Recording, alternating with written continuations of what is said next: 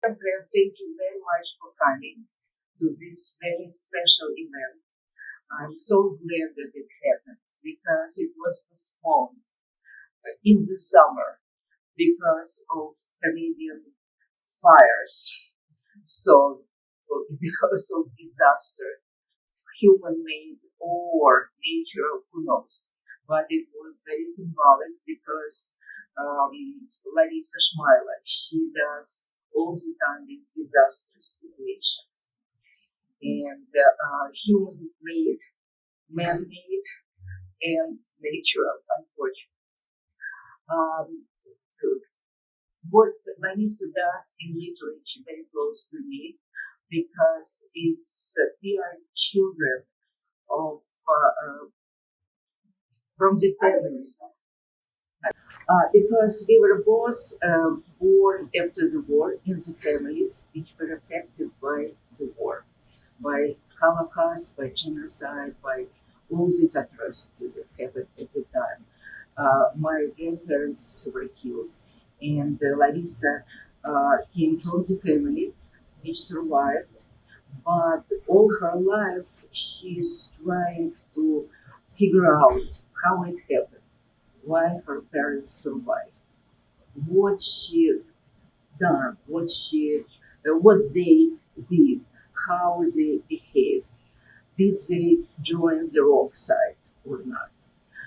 And this book is about this. It's very painful, sometimes very like naked, soul. You can feel it, the pain and the quest, yes, your quest to know what actually happened. Unfortunately, people after the war, they didn't want to say much about the war experience. First, I was thinking about because my aunt, she was under occupation. She survived, but it was not possible to talk about this. First, she was afraid in the Soviet Union, and secondly, people didn't want to talk about such horrible experiences. And actually, everybody has something to say because it was a huge, tragedy for everyone, and you can't surprise anyone with bad memories. And today, it's very important to talk about this, and Larissa does it is in a very special way. I'm also happy that we have this event with Larissa because it's the third event with you. Actually, Larissa, thank you very much for choosing us to represent your new books. And just a few words about Larissa. We all know that she is a poet, a novelist, writing coach, translator, editor, and critic. And Larissa facilitates the workshop Writing Resilience for people affected by trauma, of course. Trauma, addiction, and mental illness. She also works privately with neurodiverse students. Larissa's novels is like Sly Bang and Patient Women we presented years ago at our events, and her poetry album, The No Net World and Exorcism, for which she won the New Century Best Spoken Word Album Award. Larissa is the original English language translator for the first futurist opera, which is very close to my soul, Victory Over the Sun, performed at the Los Angeles County Museum of Art, the Garage Museum of Moscow, and Brooklyn Academy of Music, theaters and universities worldwide. Larissa also edited the anthology 21st Century Russian Poetry, and you can see more about Larissa's work at her website. Thank you very much. Thank you, Regina. Thank you very much, Regina. Thank you for coming. Thank you for coming, everybody. It's good to see you. It's good to see you. And I'm going to start by reading the epilogue of of my book. And then I will read a passage or so from it. But this is the epilogue, and it's about traumatic memory. Traumatic stories of traumatic events change depending upon the listeners as well as the teller's preparedness to accept the import of what has happened. This is true for me in my experience of my parents' involvement in the Holocaust and the Nazi camp system. Here was my understanding after interviewing my mother, who found it difficult to provide a chronological account. In 1992, I pieced the following poem together via legends and these talks. How my family survived the camps. Was mich umbringt, macht mich stärker. What does not kill me makes me stronger. Nietzsche said this about other things, not this. How did my family survive the camps? Were they smarter, stronger than the rest? Were they lucky? Did luck exist in Dora, Nordhausen, Auschwitz, and Bergen-Belsen? How did my family survive? They were young, my mother and father, in 1943, 20 years old when taken as slaves. No one knew my father was a soldier, a communist, so he was not shot or taken to be gassed. My grandmother said quickly to the Germans, "He is a mechanic." They needed mechanics. My grandmother, a Soviet businesswoman, begged and bribed the Ukrainian kapos, begged and bribed the Germans, not SS. They took my father, son of a commissar, and shot the other men. How did my family survive? They offered no resistance. Did they collaborate? Is complicity possible without choice? They marched to Germany, working, following the German army, following the front, digging trenches, carrying metal. These were the good camps, Kalinovka, Perimeshel. There was still food. My mother recalls eating an entire vat of potatoes fouled by kerosene, discarded by the Germans, not SS. The treatment was not cruel, comparatively not cruel. In 1944, the Germans were as afraid of the Russian front as the prisoners were of Germany and of the other camps, where they went nonetheless, where they were sent nonetheless. How did they survive Erfurt, the selection? My mother spoke good German. I see her now at the staging camp, her keen wit dancing around the SS like her young Slavic feet. She was young and good-looking, thin but good-looking, and the SS liked the Ukrainian Frau. On the cattle car to Dora, to the chimneys of that camp, my mother rode with her family intact, thinner but intact and ready for work. How did my family survive? Was it luck? In Dora, Nordhausen, where the air smelled of shit and gas, where the sun rose but never shone, was there luck? The boxcar stopped at the Nordhausen factory, the way out through the crematorium chimney in Dora. Here my grandmother learned languages. Start, stor, Lenschwein, halt! In Dora, where not to understand an order meant death, my grandmother learned 6 languages. After 6 months, my family could work, hide, and ask for bread in all the languages of Europe. They learned English the same way. How did my family survive? When the Americans came with chocolate and blankets, my father, 6'1", was 120 pounds. And still we were rich, my mother interjects. Rich compared to the Jews. A few months longer, we would not have been alive. How did my family survive? My grandfather, a teacher, told this story. When the Americans came and saw the camp, they invited the people to loot the nearby towns. Take anything, the well-fed soldiers said. My grandfather stood and spoke. We are not animals, he said. But we were, my father interrupts. We were. How did my family survive? Survive is not the right word. I'm alive, my father would say. Alive. alive because I did not die. Others died. Keep breathing, he encouraged me in difficult times. Keep breathing. In 1996, I answered what I deemed a serendipitous advertisement from Elie Wiesel, the famed Nazi hunter and author of the Holocaust memoir Night. He was seeking an assistant. Why not me? Armed with this poem, I set out. Came time for the interview, I was disappointed to find that I would be meeting with Wiesel's wife. I spoke of my relative's experience and read my poem. Mrs. Wiesel was silent for a moment. She then cocked her head and said deliberately, "If your parents weren't Jewish, what were they doing in the camps?" I was taken aback by what I thought was the ignorance of the question. Like many Slavs, they were slave labor in the camp, I replied. Mrs. Wiesel paused and asked again, "If your parents weren't Jewish, what were they doing in the camps?" The interview came to an uncomfortable close. Bimbo, I thought, so uneducated as to the variegated makeup of the camps.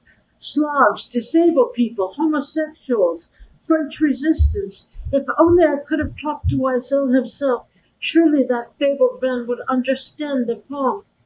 I never heard from the Wiesels, but a question had been planted. What were my parents doing in the camps? What did Ukrainians do in the camps? Primo Levi, the chemist-suicide, wrote in his Holocaust memoir, Survival in Auschwitz, which was renamed by the English publisher from the Italian, which was If This Is a Man. Primo Levi wrote that the camp overseers, the Ukrainian capos, were often crueler than the Germans as they sought to curry favor with their masters. And Mrs. Wiesel had recognized me as Ukrainian American. Was my family less than heroic in the camps? All the books I had read so voraciously flooded back. The Diary of the Lord's Ghetto, Night, Levi, The Rise and Fall of the Third Reich, Tadeusz Borowski's autobiographical short stories, This Way for the Gas, ladies and gentlemen. The original title in German is Nazis in Marie, Farewell to Maria. How Viktor Frankl's Man's Search for Meaning became my guiding philosophy. How moved I was by his depiction of the sight of a bird in the concentration camps as it recalled a larger and more benevolent universe and inspired Frankl to choose a humane response to the inhumane milieu surrounding him. The Diary of a Young Girl, Anne Frank's story, read countless times, and the films, Sophie's Choice, written and directed by Alan J. Pakula, in which a mother must choose which of her children shall live and which one shall die at the selection, and Steven Spielberg's film, Schindler's List, and The Cabaret in Cabaret, the chilling rendition of Tomorrow Belongs to Me, the heroism of the Gentile helpers. Surely my family ranked among them. A darker writing took shape at the turn of the 21st century. Kalinivka Pirimeshul Dora. Kalinivka. Kalinivka, Kalinivka. The ground over the mass graves is hard. The soft grass grows. The Ukrainian Guard, boy and girl, make love, happy to be alive. In the Ukraine, collectivized, they walked on corpses. And the Germans alone protest, her father tells the girl. Siberia, purges. Like the Irish, their parents collaborate. Hitler fights the Russian and the English master of their rural lands. Now here, Kalivivka. The mass graves crack with green life. 1941 is forgotten in the summer of 43. She is 19. Pregnant soon. Peter Merschel. In 1943, the ghetto holds the few not deported, living in tunnels, basements, caves, the hiding ones, the ones who know. All the rest to camps in Poland, Germany, or dead. The boy no longer likes the girl, but through her he got his capo job. Even his mother says, marry, have a child. The female capo bears a boy through the camps, Peter Merschel through the unknown tombs of Poland, the unmarked graves, the walls marked with Jewish blood, the bloody broken nooses, the dark rain. She wants the boy to marry her. He makes excuses, saying the Germans won't allow, that the child will die soon after the war, that she will beat her head upon the grave until it bleeds, that sorrow is unknown. The death of the Jewish children is unseen. Poland is always green. Germany, Harz Mountains. The Germans turn now assess. The war is failing. Fewer the slaves to command the girl, heavy with child translates, working, starving, carried in rail carts for miles to build the V2s. A rachitic Jewess cleans the barracks. The boy's eye turns with pity, with lust. He gives her bread. From Erfurt to the extension camp Buchenwald's new Dora, Nordhausen. Here they spare the rope to hang. All are hungry. The Germans too. The Allies bomb the industrial camp. Liberation.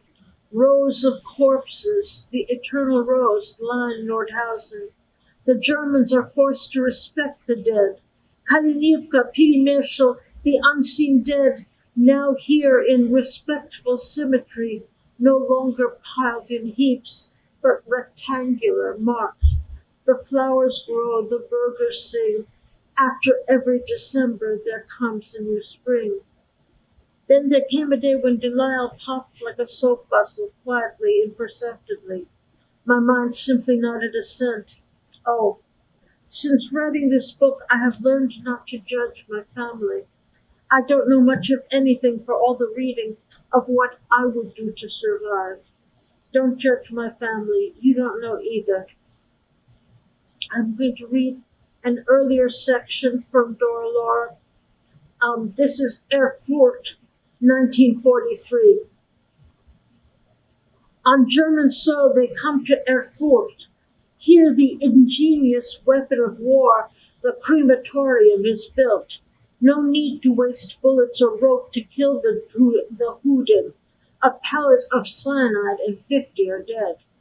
The finest crematoria are built in Erfurt, sturdy brick. And here Volodya and Nikolai Per will be tested at last. Will work at the railroad. A staging camp will determine which Jews will live to work and which will be killed today.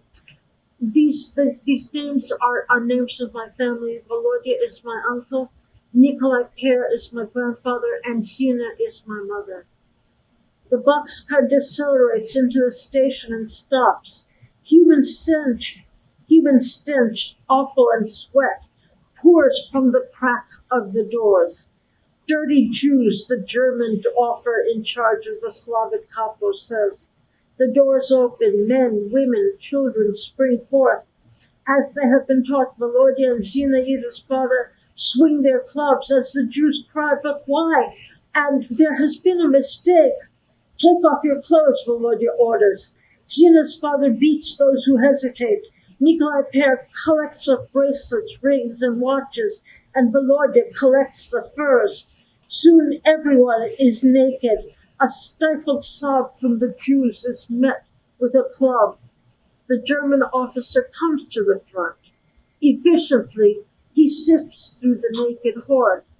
To the left, bitte, he says kindly to the old, sick, and very young.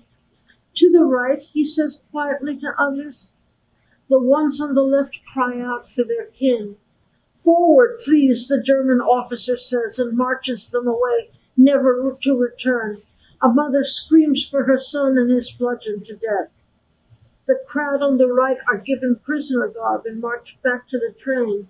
It departs with its lightened frame, men in one cart, women in the next. Volodya turns the jewelry, gold, and fur over to the officer.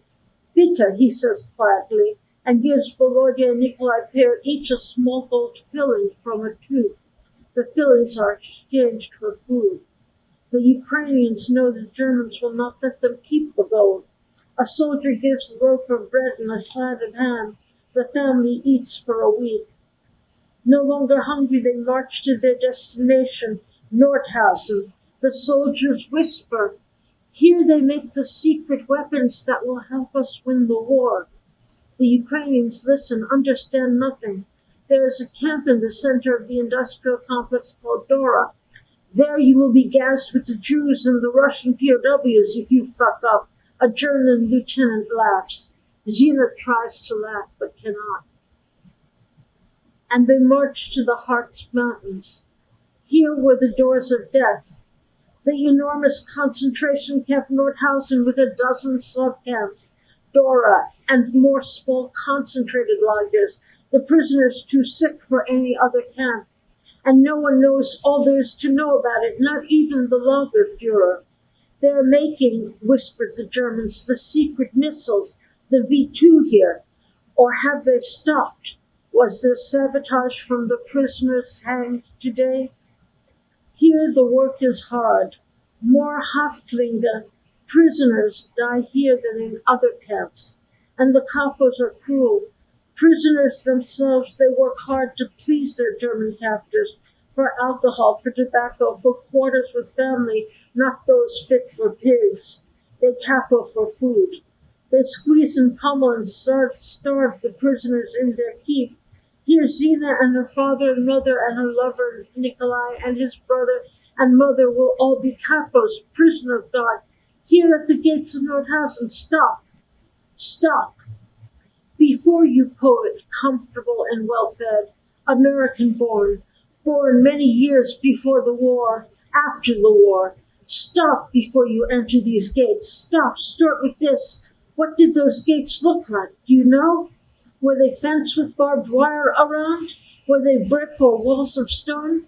Hear me, spoiled woman who has never known hunger or war. I am the voice of Dora, your prosopopoeia. Do you know how little you know? Conscience, I do not even know what the gates of that lager looked like. I don't know even that much about the camp. Nor did I know my folk were capos. Many Slavs were slaves, slave labor. I know some of what has passed till now from stories blurred with age. I know Volodya and my grandfather, Per Nikolai, guarded railroads, but did they guard and torture Jews? Was what I wrote above true? I don't know, so how can I tell you more? I won't go into that camp. Would you, reader, voluntarily? But the stories draw me back, revealed episodically, not chronologically, like traumatic memory or people hiding crimes. Thank you.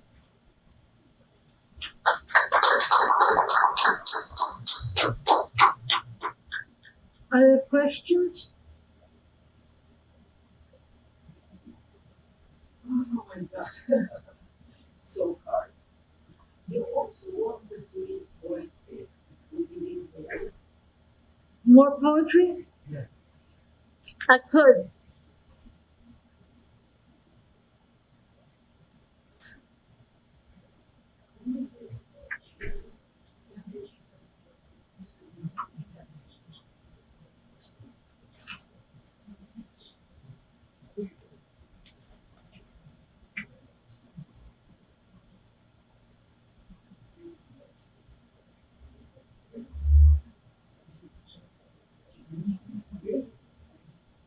I'll read you a poem, Anna Karenina, Me Too.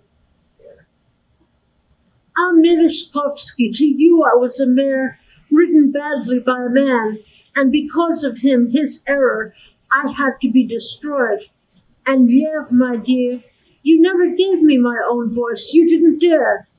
What did I talk about when I did talk, after all? Abortion with Dolly? Every damn thing Vronsky did that I did better?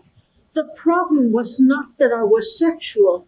The problem was that men, you know, and count on my being sexual. The problem was that I was smart, but sexual women must be killed. All the books attest to that. Merezhkovsky still permeates the consciousness of Slavic scholars, is the Anna story still. But I fault you most, Lev. You knew soon into the novel that the problem was not one woman and one man. It was all women, all men. You had Vronsky climb in society while I even knew more about horses than him. I was the scarlet woman, though our offense was the same. Did I abandon my child, or did a martinet bar me from seeing him? Ah, she holds Vronsky back. Ah, the guilt. Oh, there is no talking to you. You sent me the dream that haunted your ruling class sleep, a peasant with an iron, the proletariat that said, fuck you and your landlord's way of life. You killed me with the railroad built for you by them because you had to. Where was your resurrection then? You repudiated Karenina, it's true, but you abandoned me to my fate, and so, Lev, I still struggle, a century and a half later, to have my story told.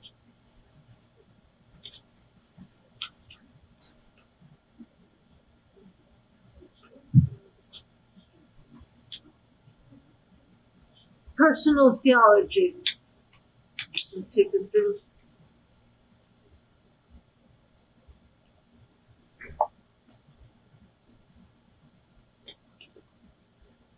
Personal theology. There are no angels, there are these angles. Your non-existence, it exists, far or near. You have no control, only your next breath. Will you have the next one last? Crestfallen, now is the nadir, now is your peak, or peak.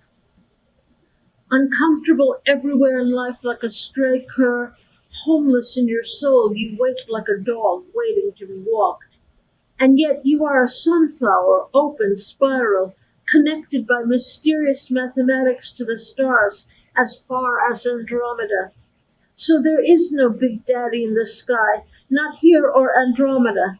Is it so terrible to be mortal, finite? Would you read an endless book, watch a droning movie with no end? Yes, but no, the universe is magical as is, more magical than a theographical library of absolutes. It lies on its side, an infinite lemniscat, negative to all, even unbelievers, is infinite without an infinite.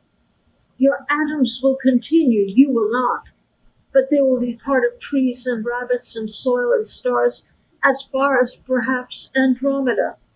You dance like wheat, like the aurora borealis, like a radio signal from Andromeda, like a magnetic dynamo moving mountains.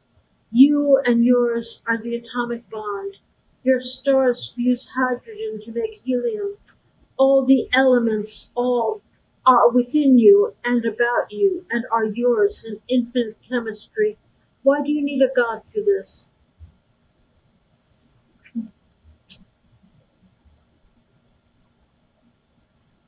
Another poem? Yeah, another poem.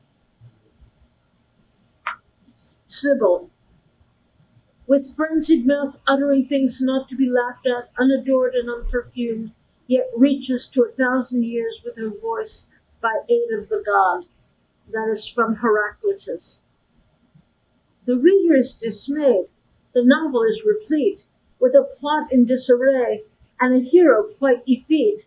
The theme is death and chaos and the sum of men's defeat, but the time proclaims it sells well and claims that it's a treat. The movie is quite long, a chagrin et pitié. The acting isn't strong, and the editing a melee. Stop. These words are not my words. My words will not amuse you, make you smirk. My words will not tell you what art is or is not. It is all. My words are given to you whether you are ready to receive them or not. My words make yours the ash from which phoenixes arise. I am your logos, the word made flesh. I am what you long for and fear. I am what I am. Hear me.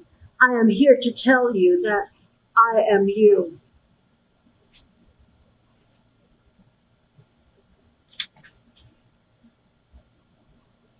New Life 7. I tried to translate a poem by Joseph Brodsky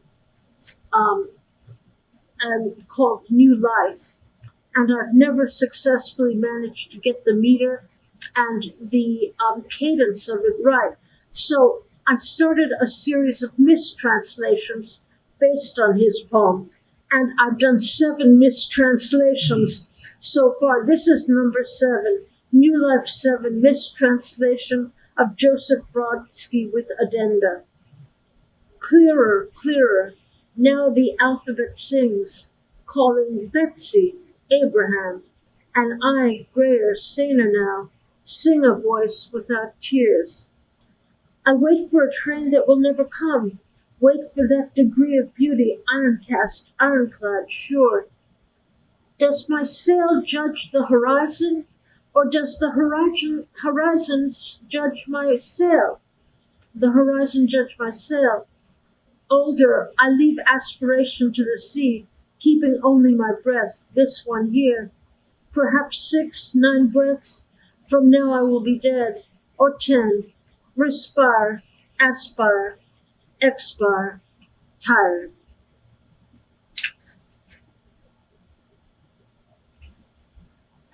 Did you meet Brodsky When he was in on, New York? Yes. I did not. I did not. When he was at Queens College, I know many people who met with him and studied with him, and I have become a formalist, I think, because of him. He wouldn't. Was he? He was a formalist. Oh, he always said that the form of the poem is essential, and that's why he translated his own work, which is sometimes not the strongest translations of his work. But, he said that the form of the poem is its essence and it must be retained in translation, which makes life very difficult for the translator.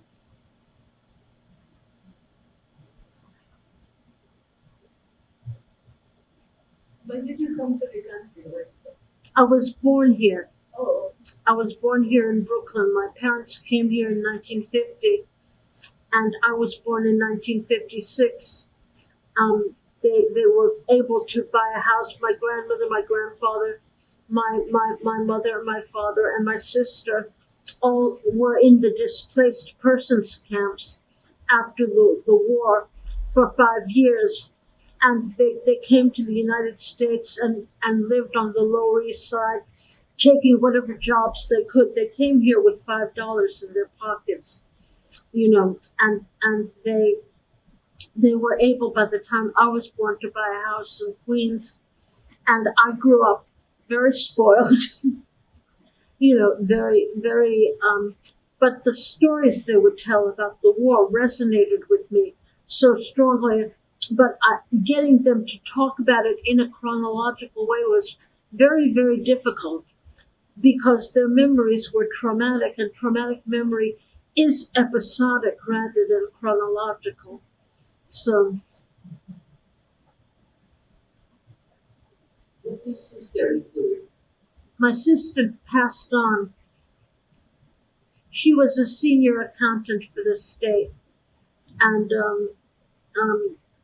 she prosecuted people breaking laws, financial laws, and she died in 2015. All my family is dead: my mother, my father, my sister, and her child, my godchild, who died when she was 35. So I make friends, and they're my family now. My friends are my family now. You still live in the house in Queens? No, I sold it in 2015. I live in Manhattan.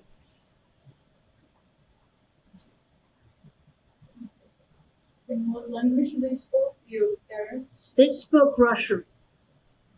Not Ukrainian. They occasionally would lapse into Ukrainian, but mostly they spoke Russian. Yeah, because in from Kharkov. Kharkov is more like Russian language. Mm-hmm. Where was this displacement camp? It was in West Germany, right? The displacement camps. It Right, was. probably with you, right? It was. My father who worked in the black market there. My uncle Anatoly. He wasn't my actual uncle, but we called him that because he was my sister's godfather. He was my mother's coon, you know. Yes. He was my mother's coon. He found my father in displacement camp and said, "You want to drive a truck, kid?"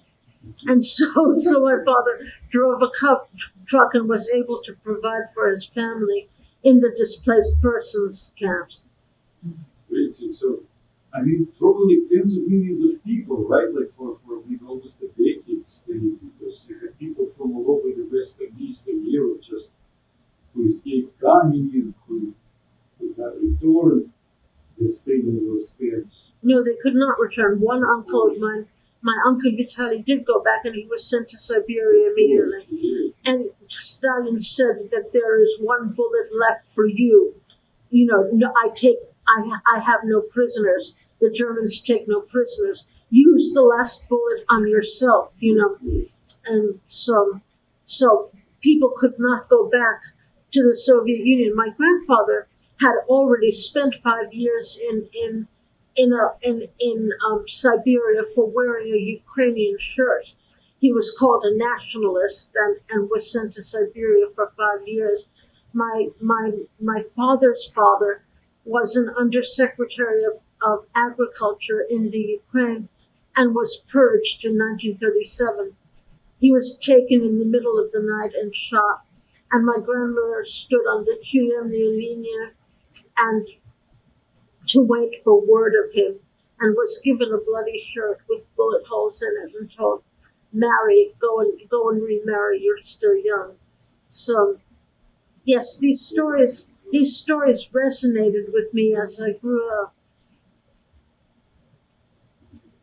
But in those camps, I mean, I guess it was mostly United States that helped out people in the displacement camps, right? It was mostly kind of like the USA programs and stuff who basically helped those people for this more than a decade, right, since the end of the World War II. Yeah, they opened up immigration in 1950, the Americans, and took a lot of people from the displaced camps. A lot of Russians, a lot of Ukrainians came in 1950.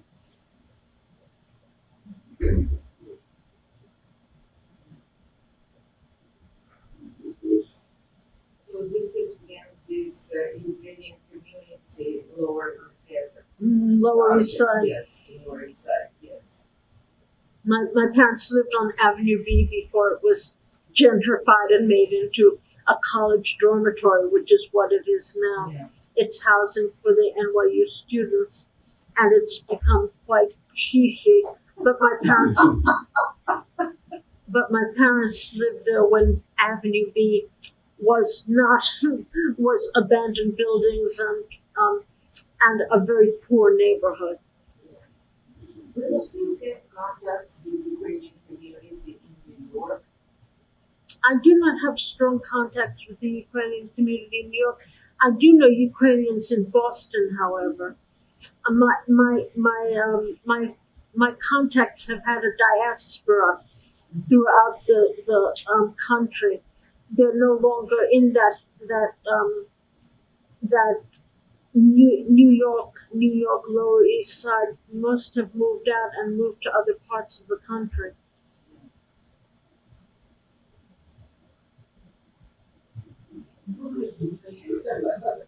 Our history is there.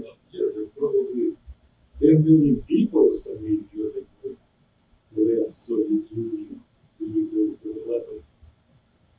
A lot of Soviet POWs, yeah, like, I mean, if you're a POW, you return, you would get 10 years at the age.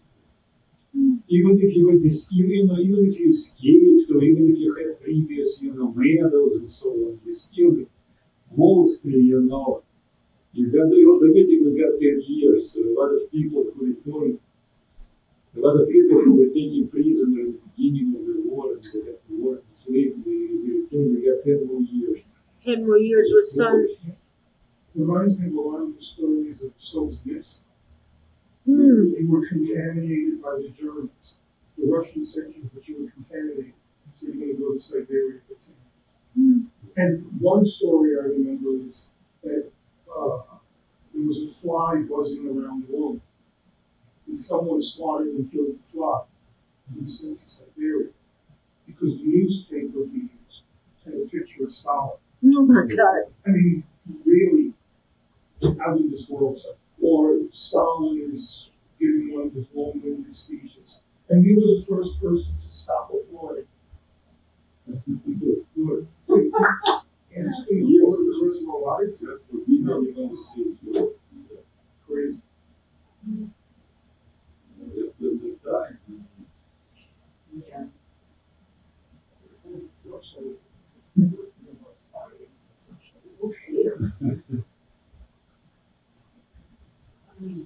Some people don't know how bad it is. Yeah, it's They don't live under it. I remember my baby.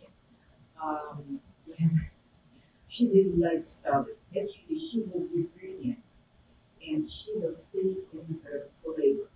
She didn't serve with him. She was like a farmer.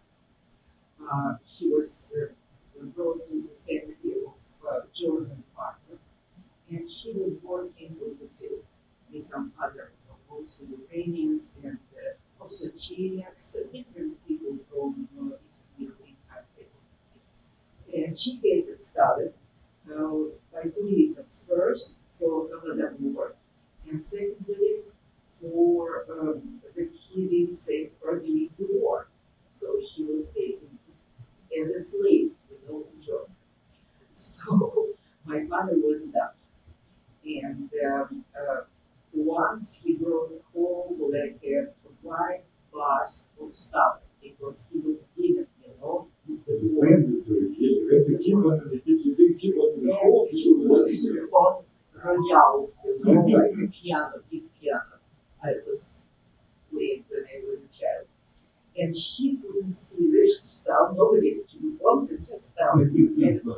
And finally she wrote it. And when my mother saw, my mother also was a doctor. They were Jewish doctors. And you know what it was a time of the case of Jewish doctors. So they were afraid of everything.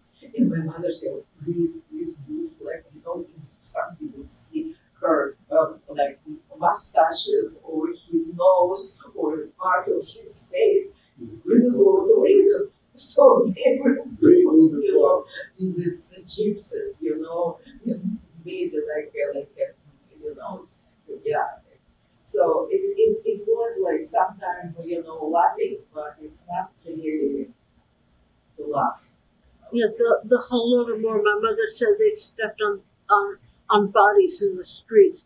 That's how bad the famine was. In the Holodomor, my mother said they stepped on corpses. Yeah. So many people dying. And my grandfather said the Germans were the only ones that protested this. And, when they started hearing about the persecution of the Jews and the camps and what was going on, they said this has to be Stalin's propaganda. They didn't believe it at first.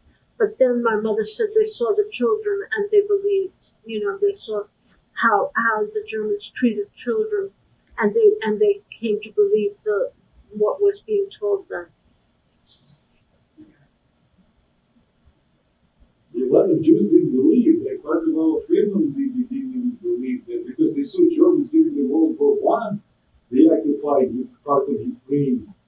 And the Germans were very, they were very sort of, civilized and respectable. They didn't do pogroms, they stopped pogroms, and it was White Army, Soviet Army, everybody were doing pogroms. The Germans, but you see, there was a different Germans, they didn't realize it. In 1941, there was completely different Germans. Okay, so Larissa, maybe you will say a few words what you are doing now. What will be the next book? Right now I am teaching a workshop on formal poetry. Yeah. Like Brodsky said, I believe that the cadence of the meter of a poem is its essence. So I'm teaching formal poetry, and I'm also teaching a workshop called Writing Resilience, which is for people who are affected by trauma, addiction, and or mental illness. And that is an ongoing workshop I've taught for 3 years. And my next book is going to be a memoir. I'm working on a memoir, and that is going to be the next book. And then what about the family also, or about your whole life? Oh, about the family and my life. So, okay, so we are ready. All right. Thank you. Thank you so much.